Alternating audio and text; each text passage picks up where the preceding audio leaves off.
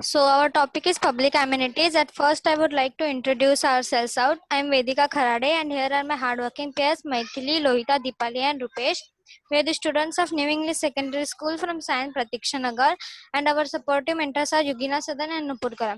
We decided to do community observation as to get better insight on issues of our community. Through our community observation, we found out some really severe issues in our community, out of which one was public amenities. Public amenities are crucial to gauging the quality of life of people living in any region. We decided to choose this topic because through our survey we can create awareness in public regarding the amenities and mandates provided to them. Therefore, we handpicked the topic public amenities. Public amenities itself is a vast topic. To get accurate data, we narrowed down to water supply, healthcare, and government schools. Now we'll be moving on to the research question and its subtopics. So as you can see, these are our main research question and its various subtopics. Then this is our first main research question and the subtopics under it.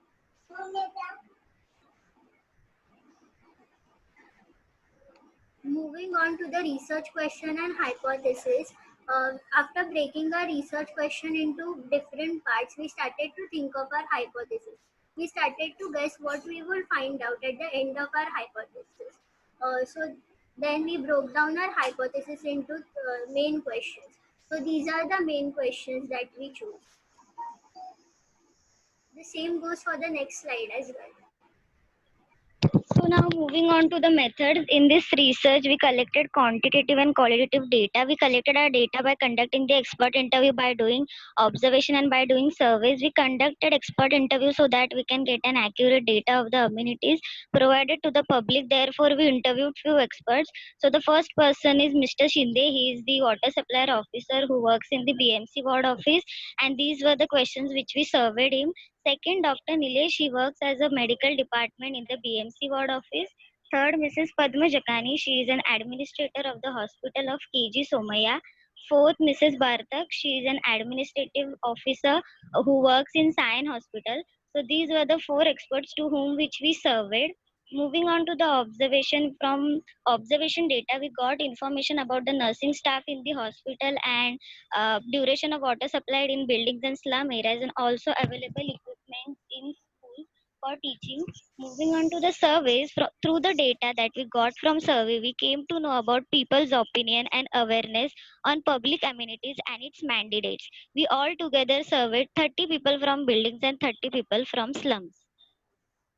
And these are the survey questionnaire.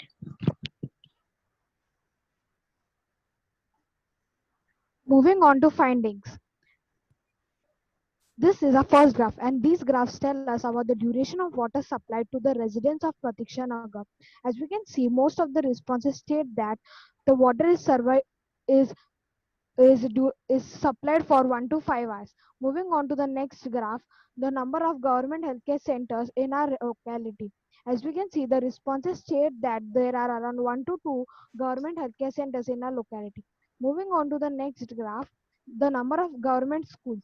According to the responses, there are around 1 to 3 government schools in our locality. As we move on, the next graph tells us about the number of water cuts and the potability of water. As we can see, the responses state that there are rarely any water cuts or no water cuts at all, even the water is potable.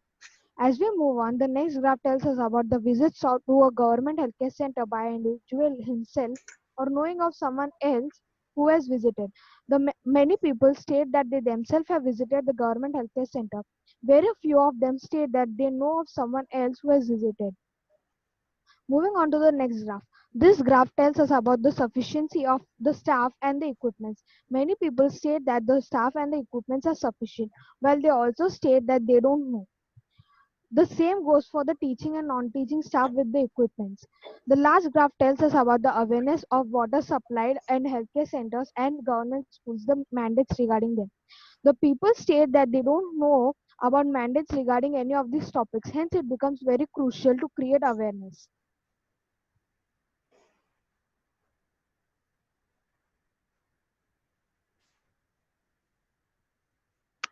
Moving on to conclusions. Have you finished your presentation? Moving on to conclusions, no. Tests of hypothesis. These are the hypotheses which are proven right, and these are the hypotheses which could not be proven or were proven wrong. 9 of our hypotheses were proven right, one of them was could not be proven, and one was wrong. The hypotheses which were proven right are as follows. The hypothesis regarding the water supply and the government healthcare centers and the government schools being coherent were proven right, while the teaching and non-teaching staff being coherent was proven wrong. And the last one, no, the government schools being coherent with the population was also proven wrong. The rest of the hypotheses were proven right. Moving on to implications, our stakeholders are community members, hospital authorities, and BMC ward officers. What next? Moving on, we will like to do further research in high-rise buildings as we could not do them. Our approach to stakeholders would be to present the presentation to them, as we can create awareness due to this and they can take deeds towards it. Thank you. So, okay. So now we can ask our panelists to ask them questions. You can also ask them to show some slides if if you want them to repeat certain things. Or, yeah.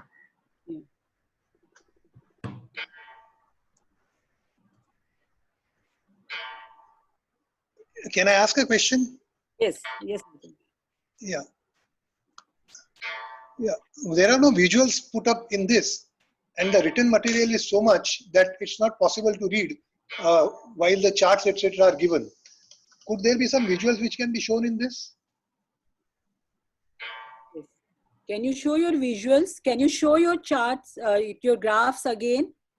Your finding graphs?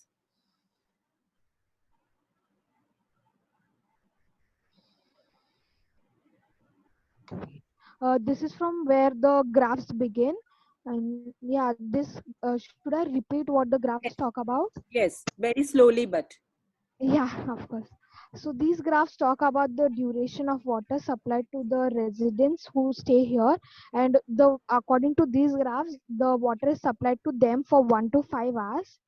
So the next two graphs tell us about the number of government healthcare centers and number of schools according to the residents.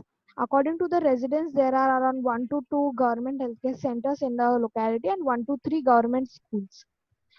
Moving on, these graphs talk about the water cuts and the portability of water. So they, according to the responses, we have got to know that there are rarely any water cuts or no water cuts at all. Even the water supplied to them is clean. Moving on to the number of visits to the government healthcare centers by an individual himself or of knowing of someone else who has visited the government healthcare center.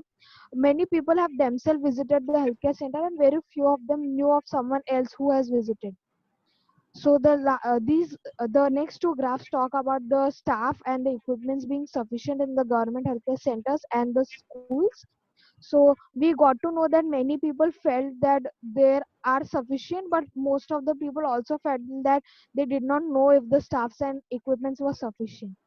The last graph talks about the awareness of people on the mandates regarding all the three topics which we had, and most of the people were not aware about any of the mandates, so it was very crucial for us to create awareness. Okay, thank you. I had a question. What was, you showed that a page about your hypothesis, that you were trying to test. So could you just, show us what was the hypothesis that you were trying to test?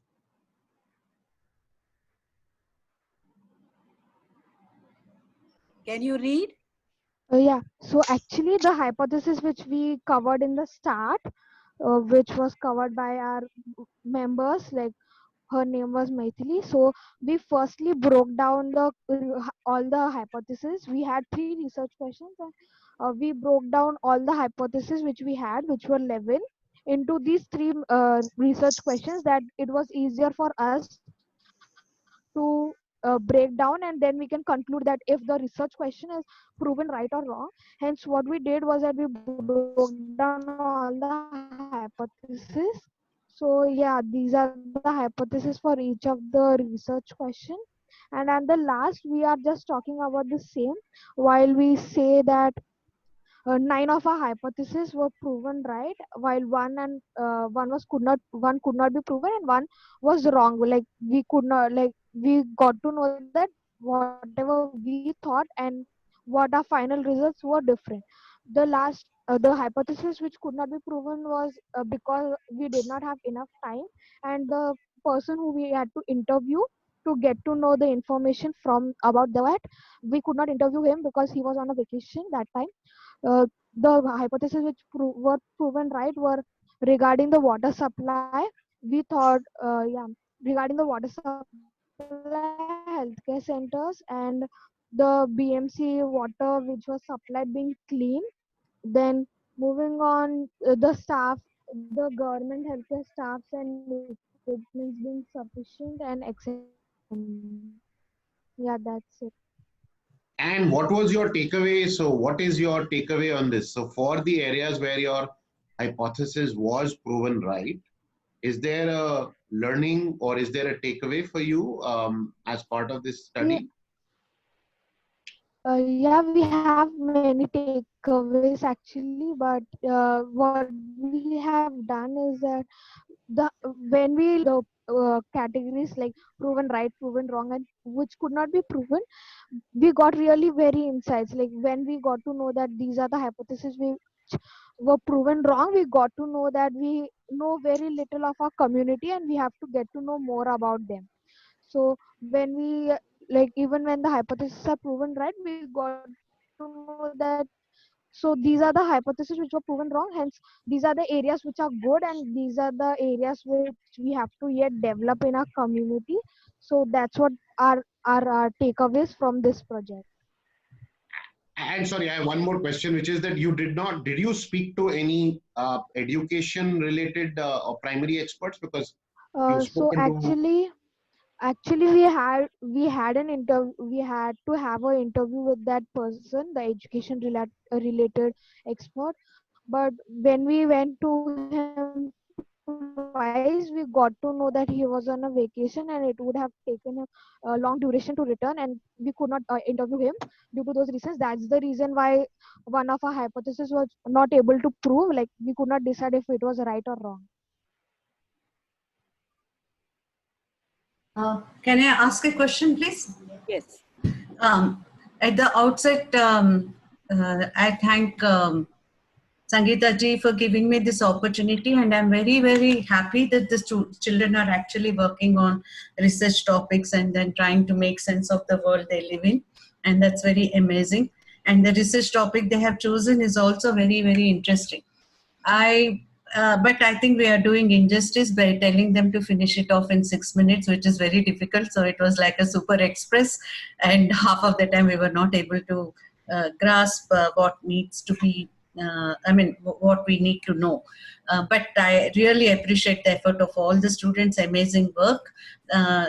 Thank you so much. I think the mentors should also try to make the presentations much more easy in smaller bullet points so that the students can present them much easier, in a more comprehensive fashion. But it's a great attempt by all of them.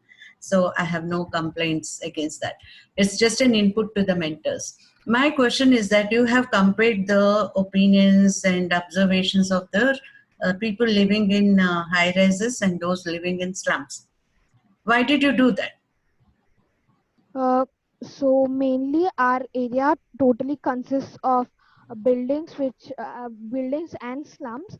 So what we thought was that when we compare both of these, then we would get to know, is this like the public amenities are not only available to the slums or not only available to buildings. We for getting that kind of an insight, we decided to do all like those two parts of the infrastructure.